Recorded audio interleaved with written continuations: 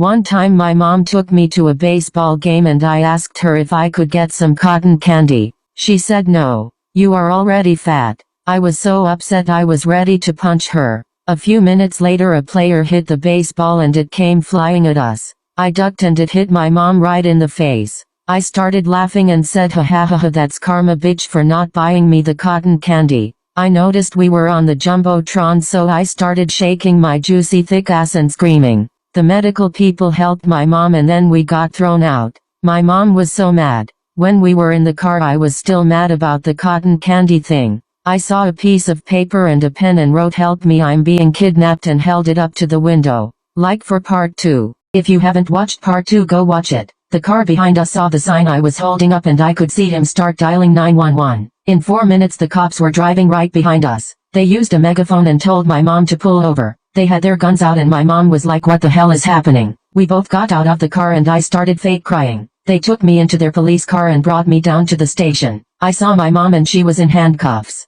Ha ha ha, the bitch got what she deserved. They ended up finding out that that was actually my mom and then a policeman said I need to go into a mental hospital. I told that fat donut-loving Pikachu-looking Donkey Kong ass to screw off. My mom ended up having to pay $5,000 for all the trouble I caused. This would have never happened if that bitch would have just bought me cotton candy. And I'd do it again. Period.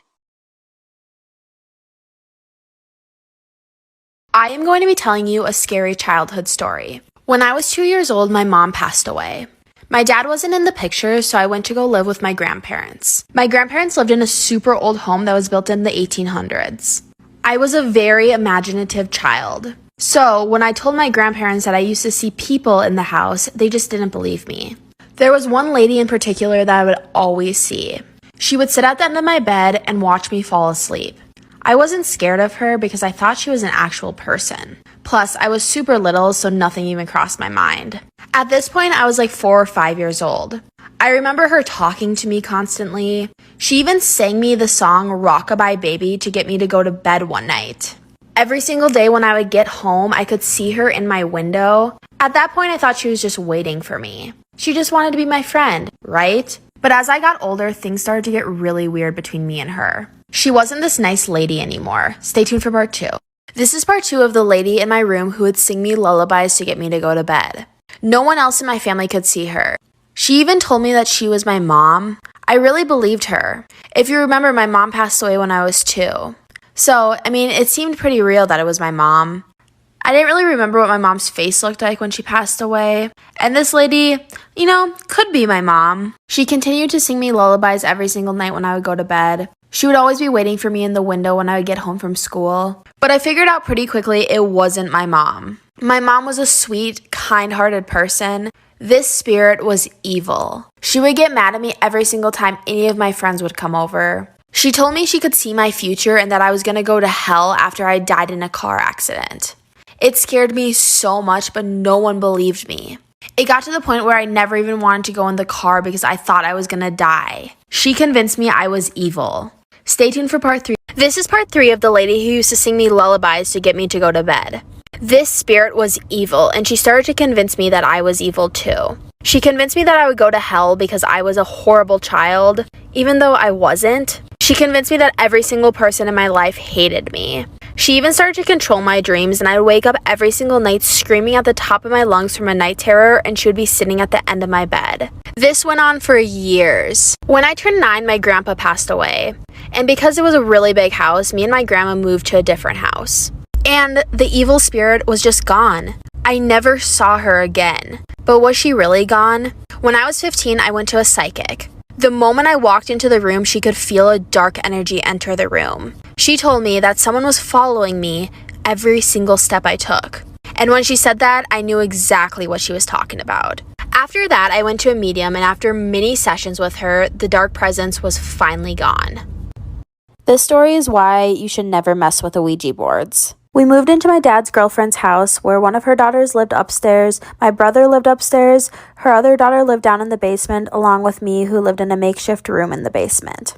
One night, me and her 2 daughters decided to buy an Ouija board. After my dad and his girlfriend went to bed, me and her daughters all went downstairs, grabbed a bunch of candles, set up the Ouija board, and grabbed a bunch of our great-grandparents' stuff. We wanted to see if any of our great-grandparents would talk to us. We were so excited because the Ouija board was working and things were moving it. We asked what the spirit's name was, expecting it to be one of our great-grandparents, but it said its name was Tick. T-I-C. We asked it to repeat it again, and it spelled out T-I-C. We knew that it wasn't one of our great-grandparents. Stay tuned for part 2. This is part 2 of why you should never do an Ouija board. So after it said its name was Tick, we asked how old it was. The spirit responded with 9 years old. We asked what gender it was. There was no response. We knew for sure at this point we were not talking to one of our great-grandparents. I wanted to stop right then and there. I was really freaked out and I knew that we weren't talking to something good, but my older stepsister wanted to keep going. So out of peer pressure, of course, I kept going. She asked if it was human. Its response was no.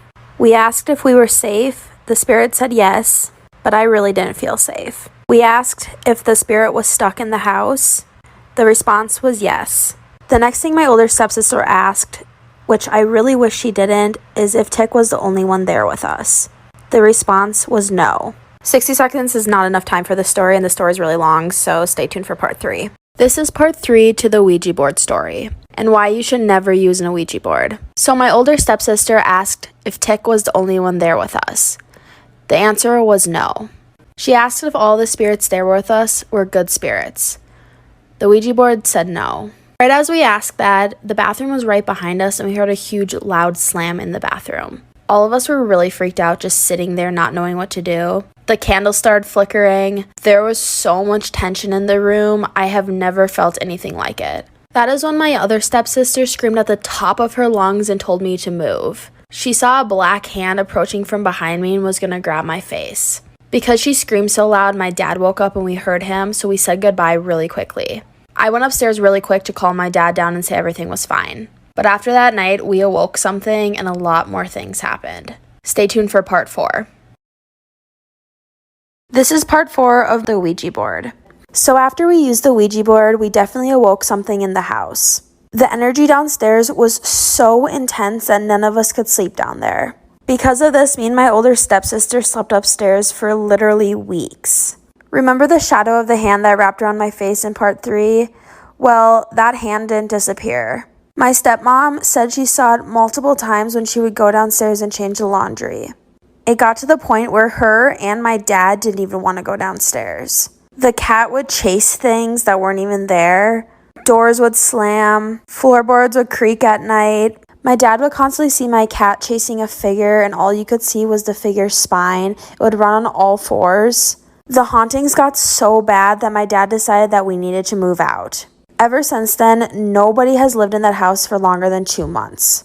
Hey guys. Hey. UHM hi. Since we've known each other for a couple of years, we should show our faces. That's a good idea. UHM, I'm not too sure. Why not, Leah? I just don't think we should. Okay, I'm doing it anyway. Wait, I'm going first. I thought. I've changed my mind. Search is up, cute girl. This is me. Cute. Wait, Josh, Damon, Connie, speak to you for a sec. That's me. What? Any proof? That's my house in the background.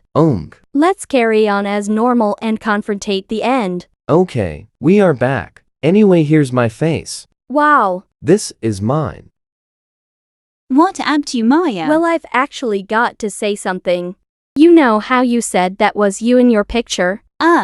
Yes. Well, that was. No, it wasn't. Yes, it was. You were on my Pinterest page. Thief. Show us the real you. Okay, fine. But be ready to be blown away by my beauty. You How old are you? 65. Yes, actually. They immediately block her. That was terrifying. Iker. Mind, I think it's time I tell them. Hey guys. Hey. Hi. I need to tell you something, but you promise to be my friend after? I promise. I guess. We will see. Okay, well, I kinda wanna be a softie. WTFNO. Ty Chris. And why don't you support me? BC softies are so ugly. What? Me and Leela are blocking you if you become one. Hey Char, can I talk to you?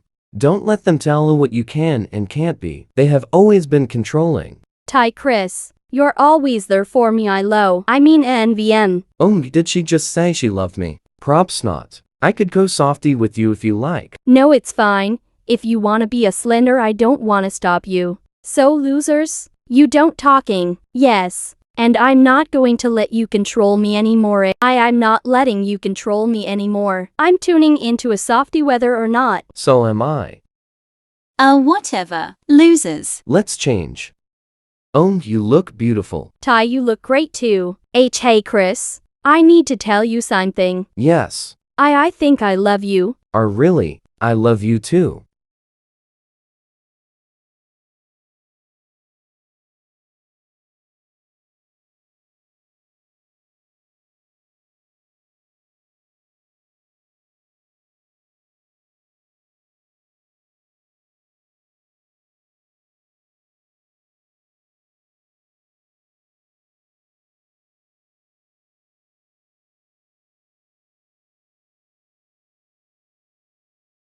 Hey guys. Hey. Ayo, I was thinking we need more PPL in our group. Yeah, we need one more person. Okay, wanna go looking on Ragdoll? Yeah. They joined the game. Hey, what about that girl over there? Yes. Hey, wanna be in our friend group? Sorry, I have one but my friend. Doesn't I'll ask her now. Yay. I hope she has Robux. Why does that matter? Hey, are you the friend group? What the?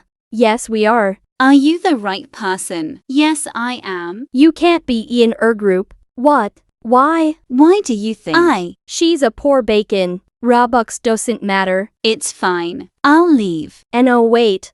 When I was younger, I used to go over to my friend's house a lot and his parents treated me like their own son. So like this one time I went to his house, we spent the whole day in his pool till night. So his mom told us to go take showers then go to sleep. So my friend took a shower first then went to sleep, so then it was my turn, so I got in the shower and the tub was huge, it was like hot tub kind of. So I was just standing there under the water for like 5 minutes, then I realized there was no soap. So I was calling for my friend to bring me some soap and he didn't answer, but then I heard him knock on the door and I said, "You can come in. Just hand it to me through the shower curtain." So then the door opened and I saw a hand holding the soap sticking in through the shower curtain and I was like, "Thanks." Then in my head I was like, wait a sec, why does he have nail polish on? Then I realized it was his mom. So then she asked me if I needed any help washing and I was like, "I'm naked, that's weird." And she was like, "It's okay, you're like weird." And she was like, "It's okay, you're like a son to me." Then she told me to make a bath and to call for her when I'm ready. So then she left and I turned the bath on, but I was still thinking about if I should really call for her. So after like 10 minutes the bath was full and I was sitting in there and I thought hard about it, but I was like, fuck it, and I yelled.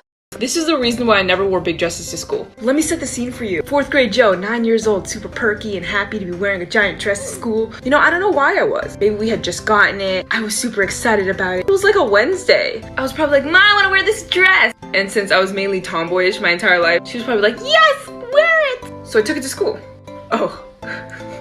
So I took it to school. It made playtime a little complicated, but that's fine. Recess was fine. I was one of those kids who liked to roll around in the dirt, climb trees, all that jazz. And I'm like, it's just a dress, it'll be fine. So it's time for like nutrition class. I don't know, they're trying to teach us about like pyramids and like food groups. My teacher starts looking at me funny. And then she kind of just says to the entire class, "Josadak?" And I'm like, "Is it Josadak? Can you come with me outside for a second?" I'm like, "Yeah, sure." 4th grade me just comes with her outside. And when we're outside, she closes the door. And I'm like, huh. She slowly takes off her Okay, part 2. I honestly didn't expect to make 2 parts out of this. So my teacher was looking at me like so intensely while she was taking off her shoe. And I was so confused. Miss whatever your name is, because I don't remember. What are you doing? And she goes, "Don't move." And I start panicking. But I do what she says. Like, she gets her shoe, she holds it up to here. And then she throws it at me. And I literally jumped. She hit me in the bottom half of my dress. The shoe went flying. You know what else went flying? Right next to her shoe was the giantest spider I have ever seen in my life. I think it was a tarantula, which would have been fine because tarantulas are pretty much harmless. But at the time, both her and I were freaking out. She literally knocked the spider out. Her aim was so good. I'm actually amazed right now. No more dresses to school, not for Joe. Story time. So this was 2 years ago and I was at school and it was a normal day until the principal went on the speaker and said, "We're in lockdown, go in your closets." So we went ahead and went in the closets. We were all confused. Some people were scared. Everyone was like kind of asking the teacher what was going on and stuff. Now during this time I wasn't asking anything or saying anything because I knew during a lockdown you don't want to say anything. So if there is someone in the school, they won't find where you are. But I was still listening to them because I was curious like everyone else. So while everyone was asking the questions, one girl stood up and said, "If you're not going to say what's going on, I'm going to get out of the closet." The teacher yelled at her and told her no. And the teacher yelled loud, so whoever was in the school obviously heard. So the door opened and everyone became silent. And so basically for part 2. Welcome to part 2. Okay, so the guy that came into our school was a prisoner that escaped prison. So he was like, "Where are you?" And he stood in there for at least 10 minutes. Then we thought he left, but he was completely silenced, and the teacher gave us a look saying, "Do not talk and do not move." So we all listened to the way he looked, and my best friend, the girl that stood up saying she would leave, got up and left. She thought that the guy was gone and she was gonna get a counselor. So as soon as she got out of the room, we heard gunshots. As soon as the gunshots said that, I knew immediately what happened. I started crying and I thought that she was dead. The guy didn't even try to come in the room that we were in, even though he knew where we were. He immediately left knowing that he should have not shot the girl. Wait for part 3. Welcome to part 3. So as soon as the guy left, we got out of the closet and started panicking. We didn't know what to do since she was shot in the head and we knew that she wouldn't make it. So we were all freaking out and so was I, and I was crying and I just couldn't breathe right and I didn't know what to do. The speaker went off saying that the police and the ambulance were coming since the principal heard a gunshot too. So when the police came, they found the guy who was hiding in a locker and he got contained and took into the police office. The ambulance were here and went in the room and took her. They said with their face saying she would not make it. That was the worst day of my life. So the ambulance took her, and about 2 days later, we weren't allowed to go to the school since the guy was still on the loose. He escaped. So we all had to stay at our homes, and I visited my friend, and I didn't know she died. So when I was little, my mom took me and my brother to the local pool. I was 12, he was 4. So while my mom and I sunbathed, he played in the kiddie pool.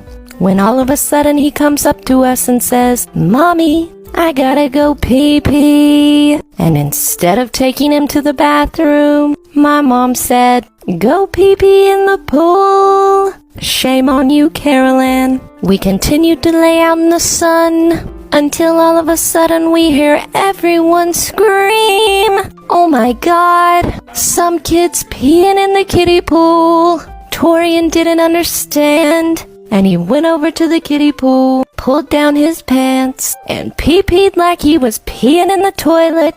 But my mom is clever, and she pretended like she didn't know whose kid it was, and we never went back to that pool again. The first story starts when I was 2. I don't remember it much, but my parents have told me this multiple times. We lived in this little white house. It was very old. My parents used to always hear me laughing and playing in my room with someone, but there was no one in my room. When they asked who I was talking to, I told them it was a little boy named Omar. They thought it was just an imaginary friend, but now that I think back on it, when I was 3 and 4, I did see someone. He was always very kind to me. I would play Barbies and he would play with me. He would draw me pictures. I would leave my books out for him so he could read while I was at preschool. I would tell him about my days and he would tell me about his. But things started to get really weird once my brother was born, and that is when my parents started to see him too.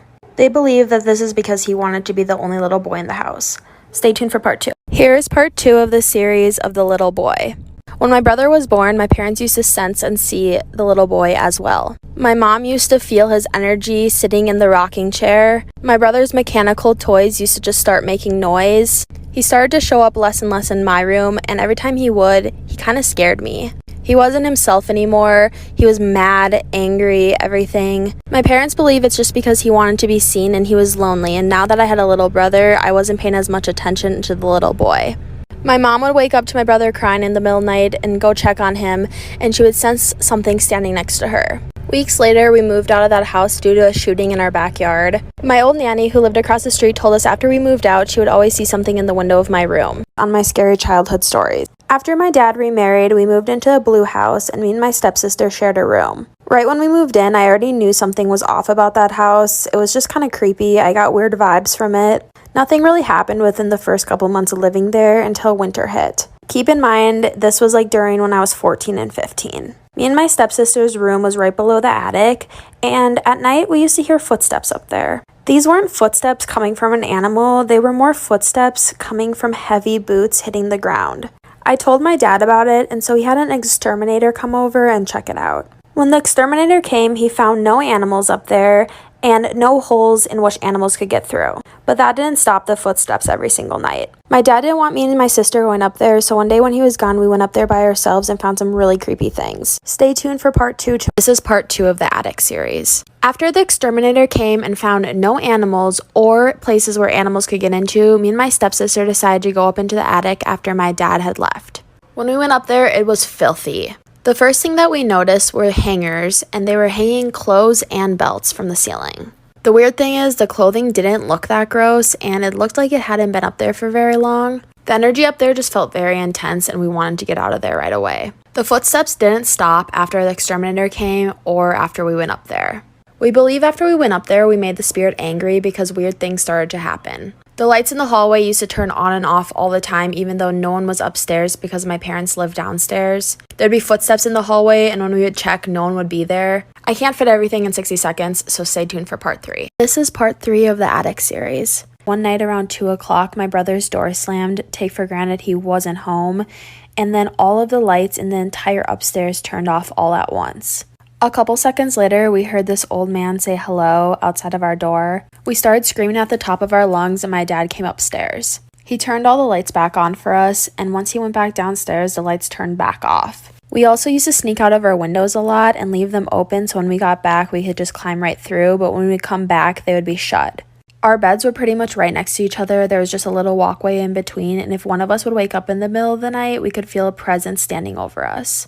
The footsteps in the attic also never stopped. Comment if you want to hear more scary stories. In high school, I had a friend who lived in this old, small apartment building. And on the first floor was this old guy named Dave who had apparently lived in the building forever. And no one really knew what Dave's deal was. The only time people saw him is when he walked outside to walk his tiny dog. But other than that, he never left his apartment. He had a nephew who delivered him groceries once a week. My friend just assumed that Dave was too old or had some sort of sickness that prevented him from leaving the house. One day my friend was coming home from school and Dave's nephew was leaving the apartment building. And my friend is really sweet, so she was like, "Hey, I know Dave sometimes has troubles getting out of the house, so if you ever need me to go over there and bring him something, let me know. I'm always happy to help." And the nephew looked really shocked and terrified. He was like, "No, you should never go over to Dave's ever." And then he got really awkward and he was like, "Okay, gotta go, bye." And then a few weeks later, my friend was coming home from a Halloween party late at night. And when she got inside her apartment building, Dave's door on the first floor was wide open and it was pitch black inside his apartment. But then she heard something behind her. So my friend hears something behind her, but it's pitch black. She's like, "Hello?" And then she finds the switch to the hallway lights, turns them on, and Dave is standing right there with his small dog. She's like, "Hey Dave, you kind of scared me." And Dave was like, "Oh, sorry, I was looking for the light switch myself." But that didn't make any sense because he wasn't standing anywhere close to the switch and he had been living in that apartment building for 30 years. So she starts walking up the stairs and then Dave says, "I've been working on a project that I'm really excited to show you." And my friend's like, "Oh, like an art project?" And Dave's like, "Yeah, kinda." And she's like, "Okay, well maybe my mom and I can come by another time to see it." And then they say goodnight, but she just feels pretty weird about the whole interaction. A few months later, she's at school and she gets a text from her mom that she has to work late and won't be home to make dinner. That afternoon, my friend walks home, walks up the stairs to her apartment building, goes to unlock the door, but then realizes the door's already unlocked. But then, all of a sudden, all the lights switch off. She tries to switch all the lights back on, but they're not working anymore. And all of a sudden, she's finding it really hard to breathe. She's afraid she might faint, so she kneels down onto the floor. Then suddenly, she feels sharp nails running down her back. And she tries to move, but she feels so weak that she can't. She turns around to see who it is, but before she can, she blacks out. The next thing she remembers is waking up in a hospital bed, and her mom is sitting next to her looking really worried. Her mom's like, "Everything's okay. There was a carbon monoxide leak in the apartment, and you passed out." The nurse is like, "In the next few weeks, you may feel tired or sluggish or have hallucinations. Don't worry, that's totally normal." And my friend is like, "What about the back scratches?" Her mom's like, "What are you talking about?" So she runs to the bathroom, pulls up her hospital gown, and there are 4 dark scratches on her back. When she comes back from the bathroom, her mom looks concerned and she goes, "Honey, there's also something else you should know. Dave, who lived on the first floor, passed away, and they've been cleaning out his apartment and they found something. And it might freak you out, but I feel like you should know about it." Mom tells her that they found a weird box of things in his closet, and inside that box were random pictures of her, an old hairbrush, pieces of hair, a pair of shoes that she thought she had lost. And the nurses think that the scratches are from when she fainted, but she's sure she felt someone scratching her back, and she's sure that it was the ghost of Dave. When I was 16, my friend Lexi and I were trying to get super fit one summer. So we made a pact that we were going to swim around this one rock every day that summer. The swim wasn't that long, it only took like 15 minutes. But the rule was that you had to swim around the backside of the rock. You couldn't just go out and back. You had to go behind it. And the backside of the rock was always a little scary because once you got behind the rock,